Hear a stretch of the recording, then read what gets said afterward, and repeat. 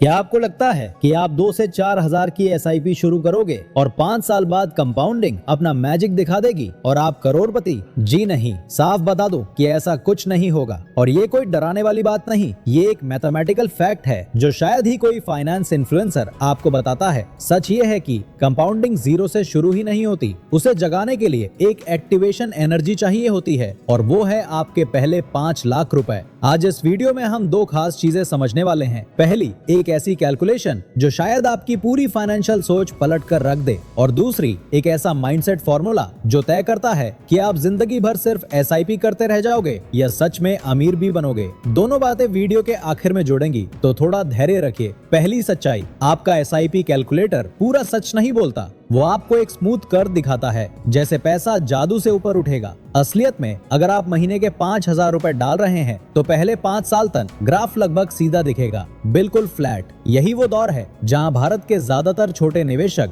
अपनी एसआईपी बंद कर देते हैं, क्योंकि उन्हें लगता है कुछ हो ही नहीं रहा, पर हो कुछ रहा है, बस उसका नाम कंपाउंडिंग नहीं, आपकी मेहनत है। दूसरी सच्चाई, इसे कहते हैं वेलोसिटी बनाम मास का हिसाब। जरा सोचिए, आपके पास 50,000 रुपए निवेशित हैं और एक असाधारण 25% रिटर्न मिलता है। कमाई हुई सिर्फ 12,500 रुपए, एक ठीक ठाक फोन भी नहीं आएगा उसमें। अब सोचिए, आपके पास 50 लाख रुपए जमा है और एक साधारण सुरक्षित 8% रिटर्न मिलता है। कमाई हुई 4 लाख रुपए, एक पूरे परिवार का साल भर का खर्च। यानी शुरुआत में आपकी सेविंग रेट 90% काम करती है, रिटर्न का योगदान बस 10%। तीसरी सच्चाई और शायद सबसे चालाक ट्रिक, कंपाउंडिंग कैलकुलेटर आपको 20 साल का चार्ट दिखाते हैं, जिसमें 18वें, 19वें, 20वें साल पर कर्व अचानक रॉकेट की तरह उठता है। दिमाग सोचता है, अरे वाह, ये तो मेरे साथ भी होगा, पर वो रॉकेट वाला हिस्सा सिर्फ इसलिए दिखता है क्योंकि तब तक पूंजी का मास इतना बड़ा हो चुका होता है कि छोटा रिटर्न भी बड़ी रकम बना देता है।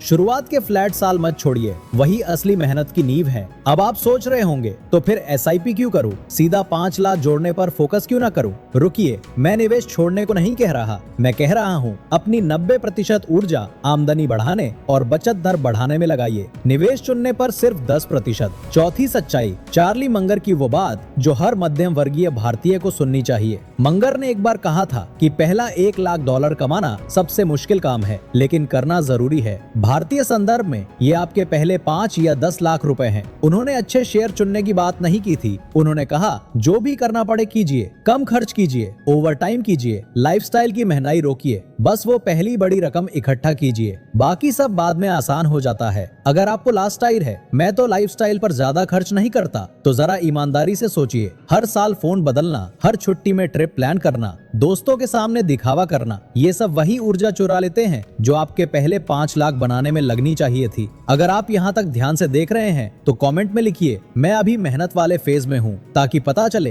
कितने लोग ये सच समझ रहे हैं। पांचवी सच्चाई, भारत की पुरानी पीढ़ी ने कोई इक्विटी म्यूचुअल फंड नहीं चलाया था। जरा सोचिए कि 1991 के बाद वाली मध्यम वर्गीय पीढ़ी ने दौलत कैसे बनाई, किसी जटिल रणनीति से नहीं, बल्कि 30 से 40% तक की आक्रामक बचत दर से, वो भी सीधे पोस्ट ऑफिस स्कीम और फिक्स डिपॉजिट में। उनकी दौलत मास से बनी थी, लिवरेज से नहीं। आगे मैं आपको वो सटीक रकम बताऊंगा जहां आपका पोर्टफोलियो आपकी नौकरी से ज्यादा कमाना शुरू करता है। पर उससे पहले एक सवाल, क्या आपने कभी सोचा है कि 2 लोग एक ही उम्र में, एक ही शहर में बिल्कुल अलग नतीजे तक क्यों पहुंचते हैं? जवाब स्मार्टनेस में नहीं है, जवाब है किसने पहले मास बनाया और कौन सिर्फ रिटर्न के पीछे भागता रहा। छठी सच्चाई और शायद सबसे भारी सच, रमन नाम का एक लड़का है, 22 साल की उम्र में 2,000 रुपए महीना निवेश शुरू करता है, ऊंचे जोखिम वाले शेयरों में 15% सालाना रिटर्न के साथ। वो हर हफ्ते चार्ट देखता है, हर नई स्कीम पढ़ता है, दोस्तों को स्टॉक टिप्स भी देता है। 27 की उम्र तक उसके पास करीब 1.6 लाख रुपए होते हैं। दूसरी तरफ विजय है, वो शेयरों की खोजबीन नहीं करता,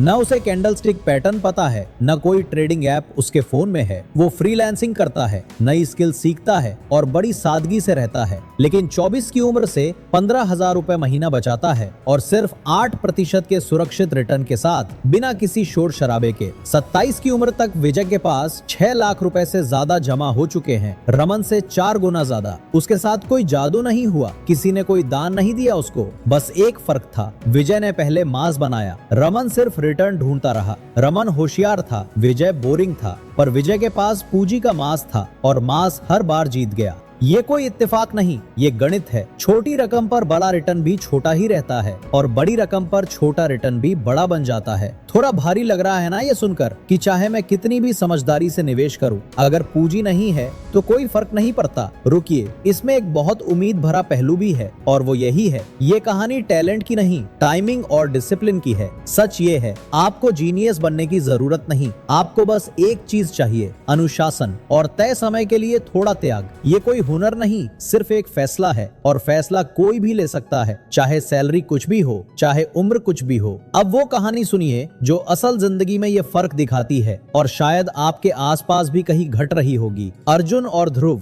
दोनों एक ही कॉलेज से पास हुए, एक ही सैलरी पर नौकरी शुरू की, 40,000 रुपए महीना। दोनों की शुरुआत बिल्कुल बराबर थी, फर्क सिर्फ अगले 5 साल में आया। अर्जुन ने सोचा जिंदगी एक ही बार मिलती है, हर महीने नई शर्ट, वीकेंड पार्टियां, साल में 2 ट्रिप, बाइक की ईएमआई। उसकी एसआईपी सिर्फ 1,000 रुपए महीना थी, बाकी सब लाइफस्टाइल में उड़ गया। उसे लगता था वो जिंदगी जी रहा है, जबकि असल में वो अपना भविष्य किश्तों में बेच रहा था। ध्रुव ने अलग राह चुनी, उसने सैलरी का 40% बचाया, 16,000 रुपए महीना। कोई दिखावा नहीं, कोई चमक दमक नहीं, लोग उसे कंजूस बुलाते थे, कुछ तो पीठ पीछे हंसते भी थे, पर ध्रुव जानता था कि वो 5 लाख की एक्टिवेशन एनर्जी बना रहा है, कोई कंजूसी नहीं कर रहा। 5 साल बाद अर्जुन के पास एसआईपी में सिर्फ 75,000 रुपए था, साथ में एक बाइक लोन बाकी। उसकी जिंदगी वैसी की वैसी थी, बस उम्र 5 साल बढ़ चुकी थी। ध्रुव के पास 11 लाख रुपए से ज्यादा और उसका असली उछाल अब शुरू हो चुका था, जहां उसका पैसा उससे ज्यादा कमा रहा था जितनी उसकी सैलरी बढ़ रही थी। अब उसे किसी को कुछ साबित करने की जरूरत नहीं थी, नतीजे खुद बोल रहे थे।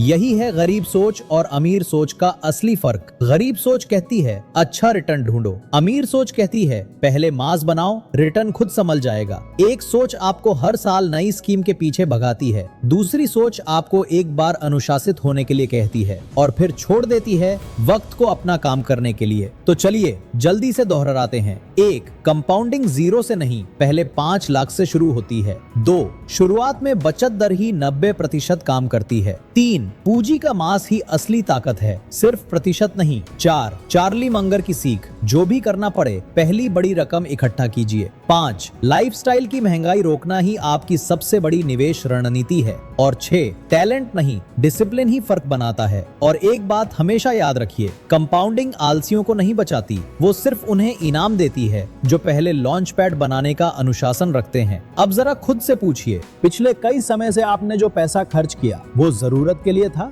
या सिर्फ दिखावे के लिए? और अगर आज से आप अपनी बचत दर 10% बढ़ा दें तो 5 साल बाद आपकी कहानी अर्जुन जैसी दिखेगी या ध्रुव जैसी। अगर ये वीडियो आपको थोड़ा भी अच्छी लगी हो तो लाइक कीजिए और कमेंट में बताइए आप अपने पहले 5 लाख की तरफ किस मोड़ पर खड़े हैं। अगर पॉसिबल हो तो वीडियो शेयर जरूर कीजिएगा और अगर आप सच में अपनी मनी साइकोलॉजी बदलना चाहते हैं तो सब्सक्राइब कीजिए, बेल आइकन दबाइए, क्योंकि अगली वीडियो में मैं बताऊंगा वो सटीक रकम जहां आपका पैसा आपकी सैलरी से ज्यादा कमाना शुरू करता है। मिलते हैं अगली वीडियो में। याद रहे, पैसा तभी बनेगा जब माइंडसेट बदलेगा। नमस्कार।